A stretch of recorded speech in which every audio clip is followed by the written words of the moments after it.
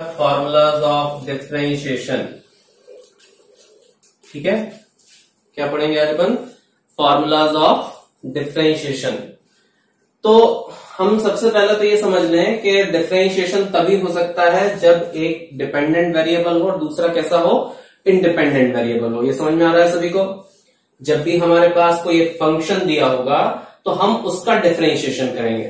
ठीक, और डिफरेंशिएशन जब भी निकाला जाता है तो वो बहुत एक छोटी वैल्यू के लिए, इन्फिनेटली स्मॉल वैल्यू के लिए हम डिफरेंशिएट करते हैं। समझ में आ रहा है सभी को? कब किस वैल्यू के लिए करते हैं हम डिफरेंशिएशन? बहुत ही छोटी वैल्यू, इन्फिनेटली स्मॉल वैल्यू के लिए हम डिफरेंशिएशन करेंगे। तो अगर हम इसका फर्स्ट फॉर्मूला देखते हैं डिफरेंशिएशन का, तो अगर हमने लिखा, अगर हमारे पास कंडीशन दी है इफ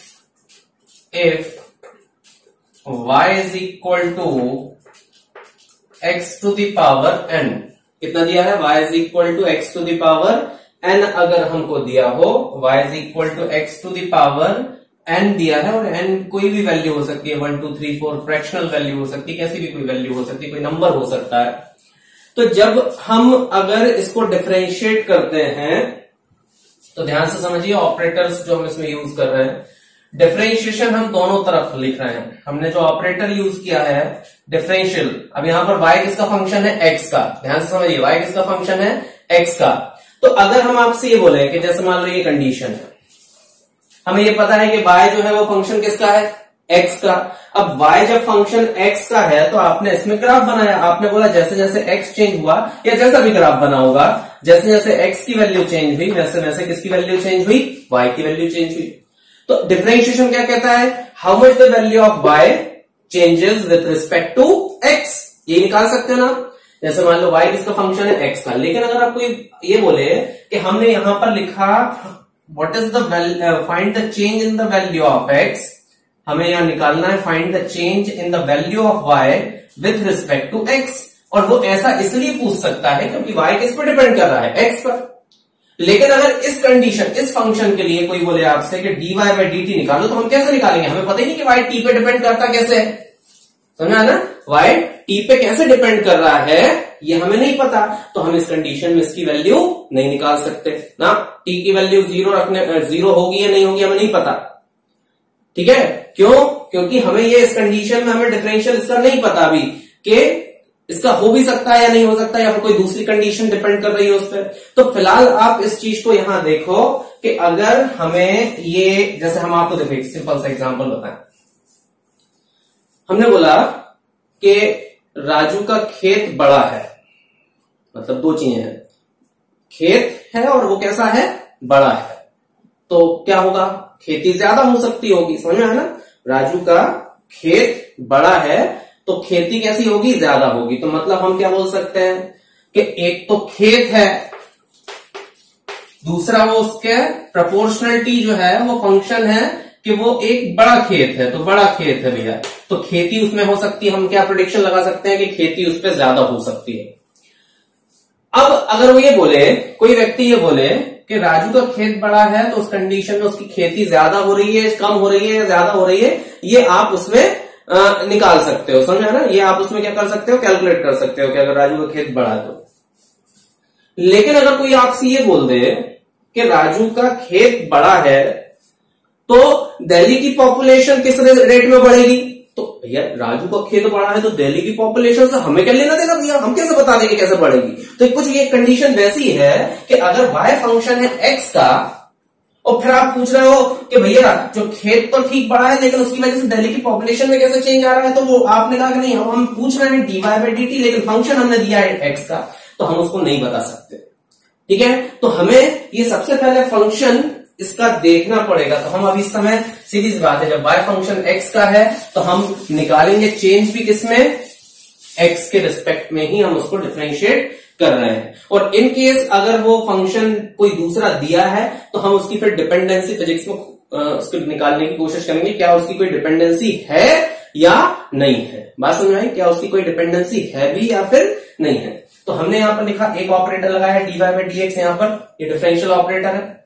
फिर उतना ही एक ऑपरेटर हम क्या करेंगे? यहां लगा देंगे, ये तरीका है लिखने का। अब यहां लिख दिया x to the power n। अब देखो यहां x है तो यहां पर भी x ही है, ठीक है, यहां पर x है तो यहां पर भी x ही है। तो अब क्या कंडीशन बन रही है कि जब हमने y का डिफरेंशियल किया x to the power n से, तो जब हमने इसको डिफरेंशिएट किया बेटा तो क्या लिखा dy बाय dx, और इसका फॉर्मूला जो बनता है वो आता है n x to the power n minus one. कितना आता है n x to the power n minus one. ये पहला डिफरेंशिएशन का फॉर्मूला बनता है। तो डिफरेंशिएशन का पहला फॉर्मूला क्या है बेटा, समझ लीजिए आप लोग, सभी लोग फटाक से, कि यदि x to the power n दिया हो तो क्या करोगे, n आगे फेंकोगे, उसमें से एक माइनस कर दोगे। क्लियर है, n x to the power अगर n दिया है तो क्या करोगे, n आगे गिराओगे और उसमें से क्या कर दोगे, एक माइनस कर दोगे। तो क्या बन जाएगा हमारा formula, n x to the power n minus one. बहुत सिंपल सा फॉर्मूला है। क्लियर है ना। ये हम इसको अब क्या करते हैं, थोड़ा सा एक आध कोई फॉर्मूले पर बेस पे एक एग्जाम्पल सॉल्व कर लेते हैं। जैसे मान लीजिए कि हमें दिया होता, पहला एग्जाम्पल हम इसका सॉल्व करते हैं, कि अगर हमें दिया होता suppose y is equal to x cube. कितना दिया होता, y is equal to x cube, और हमें क्या निकालना होता है, calculate differential of y with respect to x। ये हमें निकालना होता, ठीक है। तो बहुत सही, बहुत सभी लोगों का आंसर आ जाएगा इसमें। तो क्या लिख देंगे हम इसमें, यहां लिखेंगे dy अपॉन dx। तो क्या लिख दोगे बेटा, y की जगह आप लिखोगे क्या, एक्स क्यूब, और यहां पर एक फॉर्मूला अगर हम लगा देंगे तो 3 आगे निकाल लेंगे और इसमें से एक माइनस कर देंगे। तो इसका फॉर्मूला जो आंसर आएगा वो कितना आएगा, 3x स्क्वायर। यही आएगा ना, क्या आंसर आ जाएगा इसका, 3x स्क्वायर इसका आंसर आ जाएगा। चलिए ठीक है, दूसरा हम इसका एग्जाम्पल सॉल्व करते हैं। अगर हमें एग्जाम्पल में दिया होता कि if y is root x, कितना होता y की वैल्यू, रूट x होती। अब अगर y की वैल्यू अगर हमारे पास रूट x होती बेटा, और हमें कैलकुलेट करना होता, again we have to calculate dy by dx। क्या कैलकुलेट करना होता, dy बाय dx कैलकुलेट करना होता। तो हम क्या सॉल्व करेंगे इसको, यहां पर हमने सॉल्व किया तो इसको हम यहां पर फिर से सॉल्व करते हैं, और सॉल्व करके क्या लिखेंगे, dy by dx is equal to dy by dx, और रूट x को कितना लिखेंगे, x टू दी पावर 1/2। अब जब इसको हम x टू दी पावर 1/2 लिखेंगे तो क्या आ जाएगा बेटा इसका answer, 1/2 x to the power 1/2 तो आगे ले आए, ठीक है, हाँ कई लोग आंसर सही है। 1/2 क्या किया हमने, आगे ले आए, और 1/2 जब हम इसका आगे लेकर आ गए तो इसमें से क्या हो गया, 1/2 आगे आ गया और 1/2 माइनस 1 हो जाएगा। क्लियर, 1/2 माइनस 1 हो जाएगा। तो 1/2 जब ये यहां पर आ गया बेटा तो कितना आ जाएगा, ये हो जाएगा 1/2 x to the power minus 1/2 बचेगा।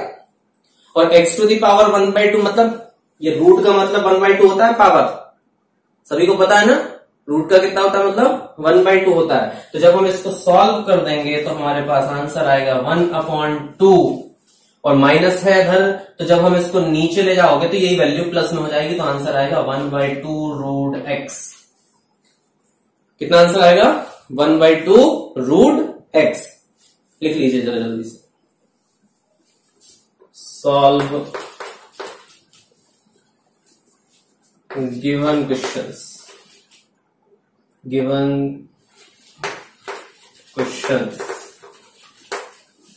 तो कुछ क्वेश्चंस जो हम दे रहे हैं यहाँ पर उनको आप सॉल्व कीजिए। पहली कंडीशन है, पहला आपको सॉल्व करना है, और given questions with respect to dy by dx। मतलब हमें क्या करना है, सॉल्व गिवन क्वेश्चंस, उनका वैल्यू सॉल्व करना है, dy बाय dx की वैल्यू हमें निकालना है इसमें, ठीक है। तो पहला क्वेश्चन तो हम लिख रहे हैं इसमें बेटा, सिंपल सा है, बिल्कुल सिंपल सा क्वेश्चन, और वो है x to the power 5। Second हम लिखते हैं यहां पर 1/√x। एक थर्ड हम लिख रहे हैं x टू द पावर 3/2। ठीक है, करो जरा जल्दी से इन तीनों को। ठीक है, सॉल्व करें हम। तो हम जो पहला क्वेश्चन सॉल्व कर रहे हैं इसको तो हम यही लिख देते हैं dy/dx। हम इसकी वैल्यू कैलकुलेट कर रहे हैं और y की जगह जो वैल्यू ये y के इक्वल है। तो ये x टू द पावर 5 अगर हमने लिखा है तो ये इसका कितना आ जाना चाहिए बेटा 5, और 5 में से एक माइनस हो जाएगा तो 5x टू द पावर 4 हमने डायरेक्ट लिख दिया है। ठीक, और जल्दी जल्दी करना सीखना भी है, बहुत ज्यादा उलझेंगे नहीं उसमें। अच्छा, इसको अपन और क्या लिख सकते हैं, dy/dx x to the power 1/2 upon में है, इसको आप ऊपर लेके जाओगे तो ये हो जाएगा x टू द पावर -1/2। यही होगा। अब जब ये x टू द पावर -1/2 हो जाएगा बेटा, तो हमने जब यहां पर -1/2 लिखा है तो -1/2 आगे आएगा, और x to the power -1/2 formula क्या था, x to the power n -1, तो -1/2 -1, यही होगा। अब -1/2 -1 अगर होगा तो उस कंडीशन में यहां पर हम लिख सकते हैं -1/2 और x टू द पावर -3/2। चाहो तो आप इतना ही लिखा रहने दे सकते हो, और चाहो तो इसको डिवाइड में भी ले जा सकते हो। तो डिवाइड में ले जाके कैसा लिख सकते हो, -1/2 और इसको लिख सकते हैं 1/2। तो क्या होता है, अंडर रूट। ठीक है ना, 1/2 तो क्या होता है, अंडर रूट। तो आप इसको चाहो तो बेटा ऐसा भी लिख सकते हो कि 1/2 तो हो गया रूट, और ये कितना हो जाएगा x3। ये भी एक लिखने का तरीका हो सकता है। फिर हमारे पास एक और डिफरेंशियल है, जिसको हम करना है किसका, dx टू द पावर 3/2 का। सिंपल सा है, x टू द पावर 3/2 का अगर हमें डिफरेंशिएट करना है तो सीधा सा है कि इसको हम क्या करेंगे, 3/2 को आगे ले आएंगे, x टू द पावर 3/2 और इसमें से क्या कर देंगे, -1 कर देंगे। अब जब ये वैल्यू -1 हो जाएगी तो कितना आएगा बेटा, ये होगा 3/2, x टू द पावर 3/2 में से -1 होगा, तो ये हमारे पास बचेगा 1/2 ओनली। ठीक, और चाहो तो इसको क्या लिख सकते हो, 3/2 और √x, ये हो जाएगा। क्लियर है सभी को। जैसे ये लिखा हुआ है ना, y is equal to x to the power n, इसी का एक एक्सटेंशन हम लिख देते हैं कि अगर मान लो सपोज इसके आगे कोई कांस्टेंट होता, क्या होता, कोई एक कांस्टेंट होता, तो अगर हमने इसमें दूसरी इक्वेशन लिखी है ना, दूसरी कंडीशन अगर हम इसमें फॉर्मूला लिख दें तो वो दूसरा फॉर्मूला नहीं है, यही फॉर्मूला है, बस हम ये लिख रहे हैं कि अगर ऐसा दिया होता तो फिर क्या करते। तो फॉर्मूला तो वही रहेगा। a क्या है, एक कांस्टेंट है। अब जब a एक कांस्टेंट है तो हम इसको क्या लिखेंगे, dy/dx। ठीक, अब क्या करना है, ध्यान दीजिए, यहां a जो है वो क्या है, कांस्टेंट है। a कोई क्या है, कांस्टेंट है। यहां पर here a is a constant, here a is a constant। तो कांस्टेंट अगर फंक्शन वेरिएबल के साथ दिया है, देखो जरा, एक क्या दिया है, कांस्टेंट, और एक क्या दिया है, वेरिएबल। अगर कोई कांस्टेंट है तो हाँ ध्यान रखिए, इस कांस्टेंट का वेरिएबल के रहते आपको कुछ नहीं करना। अगर कांस्टेंट है तो उसको अलग छोड़ दो, बिल्कुल अलग निकाल दो, और अब आपको डिफरेंशिएट करना है। किसको डिफरेंशिएट करना है, केवल वेरिएबल का।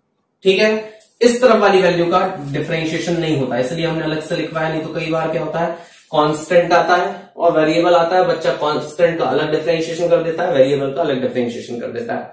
तो यदि मल्टीप्लीकेशन में कांस्टेंट और वेरिएबल साथ दिए हों तो आपको कांस्टेंट को निकाल के अलग रख देना है, डिफरेंशियल जो करना है वो सिर्फ किसका करना है, वेरिएबल का करना है। ठीक है, तो क्या कंडीशन होगी, यहां पर a आप लिख दोगे अलग, इसका ये वही है, तो इसको फॉर्मूले को आप वैसा का वैसा लिखोगे तो क्या लिखोगे, n x to the power n-1। तो यहां पर जो आपका डिफरेंशिएशन आएगा वो ये होगा। ठीक है, कहने का मतलब ये है कि अगर आपको इसका एक एग्जांपल हम लिख देते हैं कि अगर आपको कुछ दिया होता ऐसा, अगर आपको दिया होता y is equal to 3x square, कितना दिया होता 3x²। तो इसका आप डिफरेंशियल क्या करते हैं, तो आप इसका डिफरेंशियल करते dy/dx, और अब आप इसका जब डिफरेंशिएशन लिखते तो 3 को अलग लिख देते और डिफरेंशियल करते dy/dx के रिस्पेक्ट में। किसका डिफरेंशियल होता बेटा, केवल x² का। बात समझ में आई। तो x² का जब डिफरेंशियल करोगे तो कितना आएगा 3 into 2 आगे आ जाएगा, और x में से 2 - 1 हो जाएगा। तो कितना सिंपल तरीके से हम बता रहे हैं इसको, तो आप इसको समझ लीजिए, इसको ऐसा आंसर आना है इसका। ठीक, तो जो थर्ड कंडीशन है, उस थर्ड कंडीशन में अगर हम इसको सॉल्व करें तो हमारे पास एक इक्वेशन है, वो भी एक फॉर्मूला ही है, सॉरी वो भी एक उन्हीं फॉर्मूले से बना है, जैसे y x दिया है। क्या दिया है, y x दिया हो। तो अगर y x दिया है तो हमें इसको डिफरेंशिएट करना है।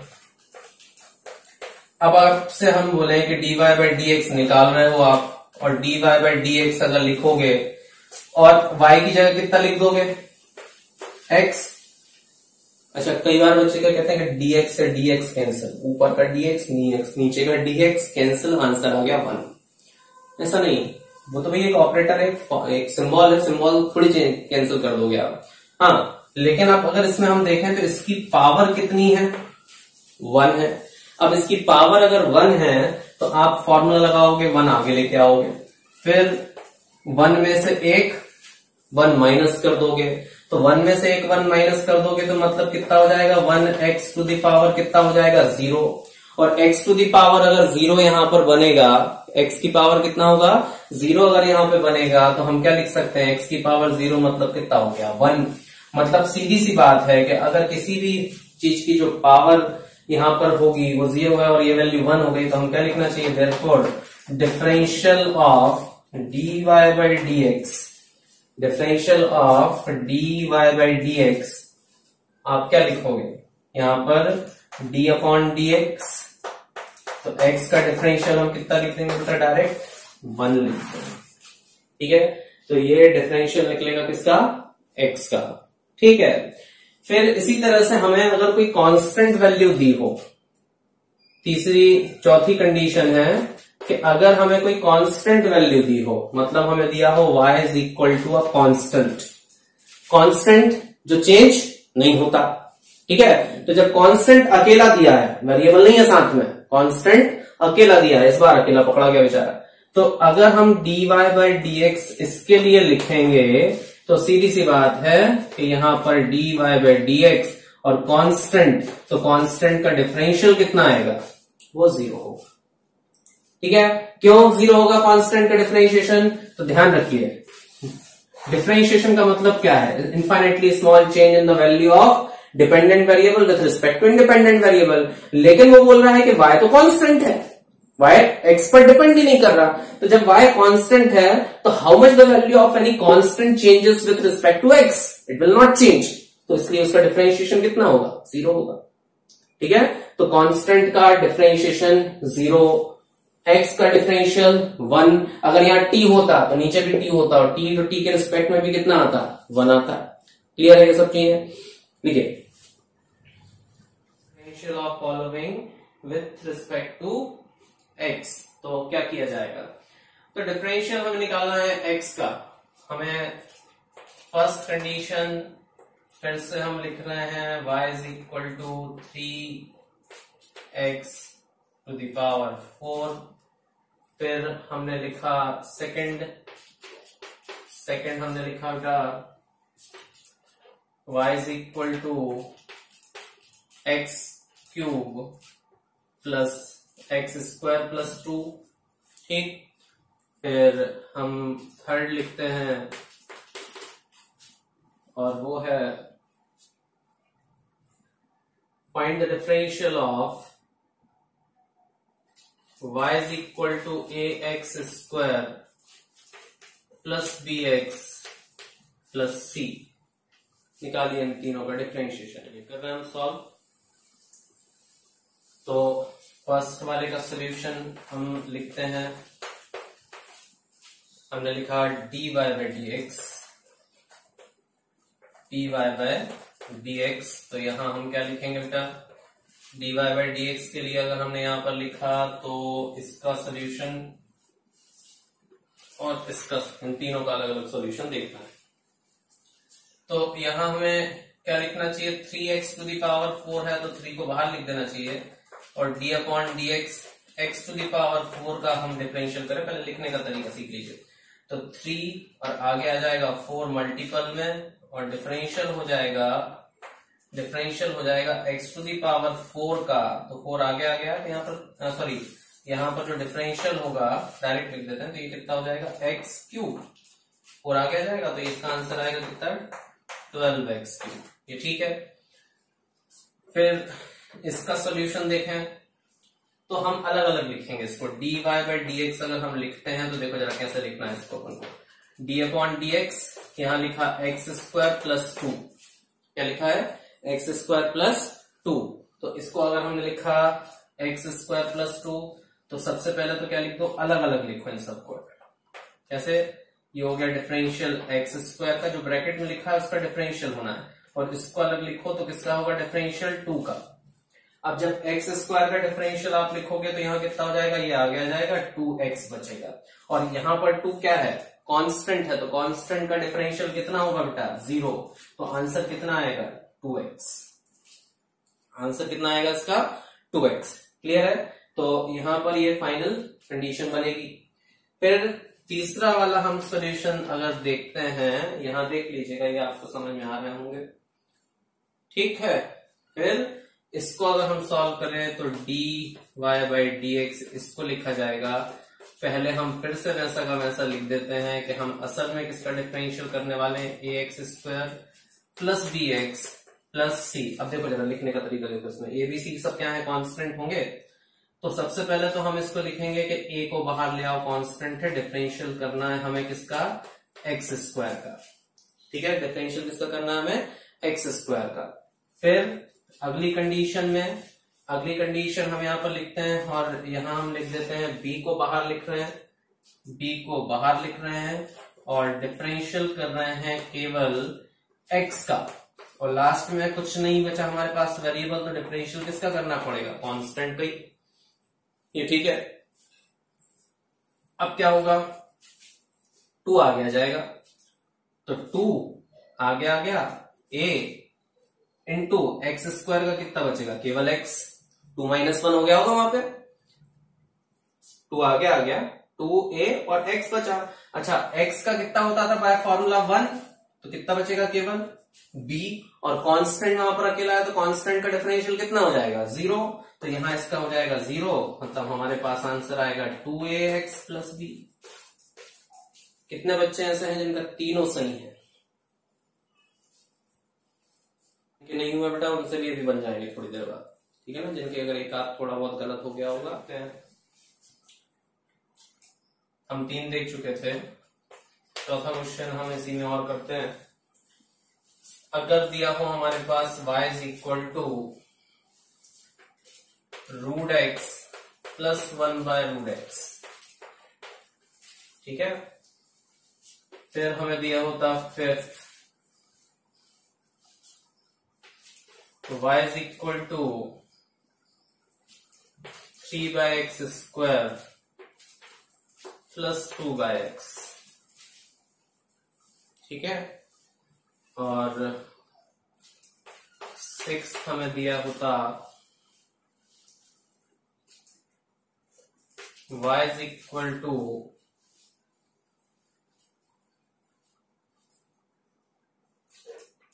एक्स क्यूब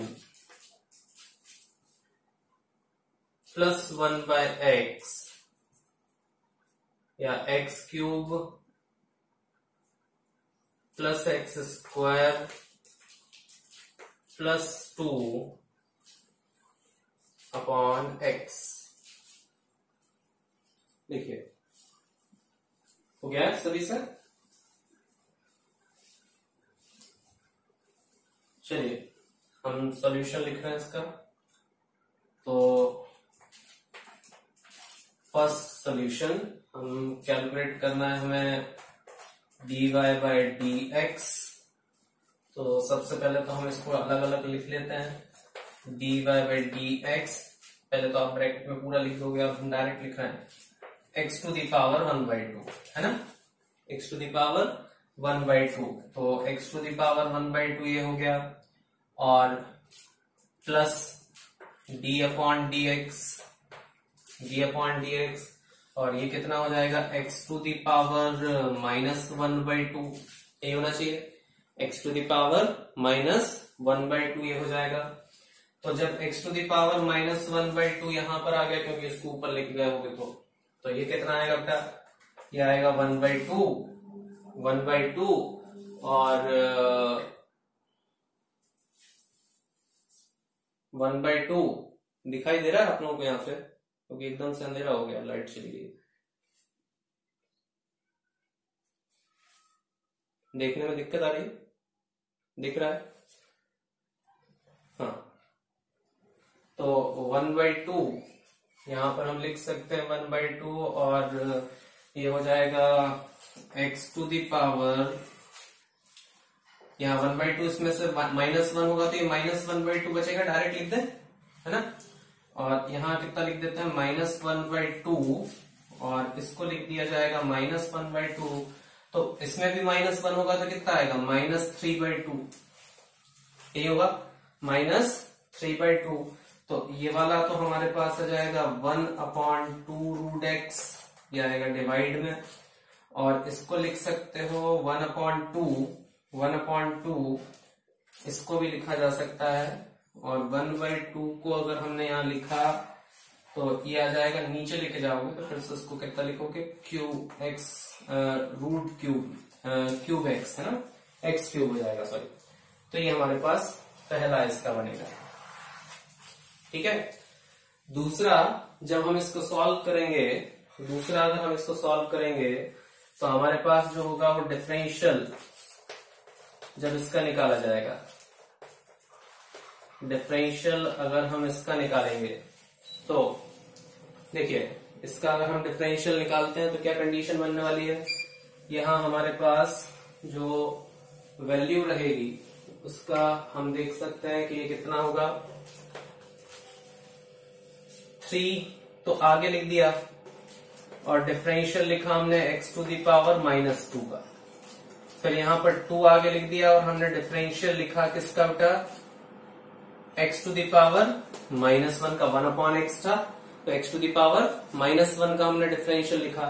तो ये कितना आ जाएगा, बोलिए जरा, यहां आ जाएगा 3, -2 आ गया जाएगा, तो 3 × 2 तो ये 6 हो जाएगा, और यहां लिखेंगे x टू दी पावर -2, तो -1 करेंगे तो -3 आएगा यहाँ पर, ठीक है। और यहां पर अगर आप लिखोगे तो -2, और x टू दी पावर -1 यहां पर आ गया था, तो -2 हो गया, और x टू दी पावर -2 यहां पर पहुंच जाएगा, ये ठीक है। अब इस कंडीशन में अगर हम लिखें तो -6/x³, ये हो जाएगा -6/x³, और इसको अगर आप लिखोगे तो कितना लिखोगे, -2/x², ये आंसर आना चाहिए, क्लियर। अब लास्ट वाला तो बेवकूफ बनाने वाला क्वेश्चन है, सबको डिवाइडेड बाय x कर दो तो x² x और 2/x, ठीक है। नहीं तो कहीं का कोई डिवीजन फॉर्मूला किसी ने धोखे से पढ़ लिया हो, तो अभी यहाँ पर डिवीजन फॉर्मूला उसने लगा ही दिया होगा। तो हम इसको ऐसा लिख सकते हैं, d/dy/dx को अगर हमने लिखा कि इसको लिखा जा सकता है x² plus x plus 2/x, ऐसा लिख सकते हैं ना, ये ठीक है। और फिर अगर हम इसको सॉल्व कर दें तो ये तो आ जाएगा भैया 2x, x का हो जाएगा कितना 1, और ये चला जाएगा ऊपर, तो x टू दी पावर -2, लिखे डायरेक्ट नहीं लिखे, नहीं तो अलग अलग ही करके बता देते हैं, 2/x x², फिर dy/dx x, ठीक है, इनका डिफरेंशियल होना है, और plus 2d/dx x to the power -1 है यहाँ पर, तो x टू दी पावर -1 का हो गया। अब यहाँ पर जो वैल्यू आई वो कितना आ गया, 2x, ये हुआ 2x, और इसका हो गया 1, और इसका अगर आप देखोगे तो -1 आगे आ जाएगा तो -2 और x टू द पावर -2 हो जाएगा ये। तो हमारे पास जो आंसर आएगा वो आएगा 2x। इसको चाहो तो आप पहले लिख सकते हो, नहीं तो बाद में भी लिखा जाना, तो +1 और -2/x²। ये आंसर है इसका। ठीक है, तो फिर भी देखो क्वेश्चन करते हैं अपन एक और। आप लोग थोड़ा बहुत तो जानते ही हो, वेलोसिटी, एक्सेलरेशन, ये थोड़ा बहुत निकाल सकते हो ना आप लोग। हाँ, तो क्या हम क्वेश्चन आपको दे रहे हैं, इसको समझ लीजिए। सबसे पहला एक क्वेश्चन है, इफ, इधर से आप थोड़ा ऑब्जेक्ट समझोगे,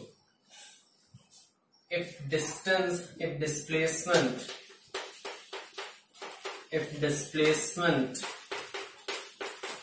of body is given by x is equal to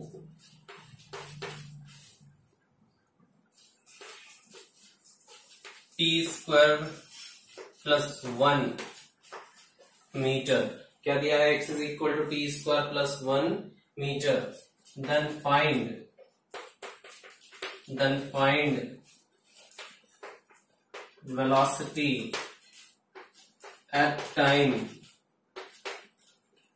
2 seconds। कितने सेकंड पर वेलोसिटी निकालनी बेटा, then find the velocity at time 2 seconds. Very good, आप लोगों ने आंसर निकाल लिया सब लोगों ने। तो हम इसका सोल्यूशन कर रहे हैं, ठीक है। तो हम सबसे पहले तो वेलोसिटी 2 सेकंड पर पूछ रहा है, 1 से 2 सेकंड पर नहीं या 2 सेकंड पर नहीं, 2 सेकंड। तो 2 सेकंड मीन्स इंस्टेंटेनियस वेलोसिटी पूछ रहा है, उस पर्टिकुलर इंस्टेंट पर पूछ रहा है। तो सिंस इंस्टेंटेनियस वेलोसिटी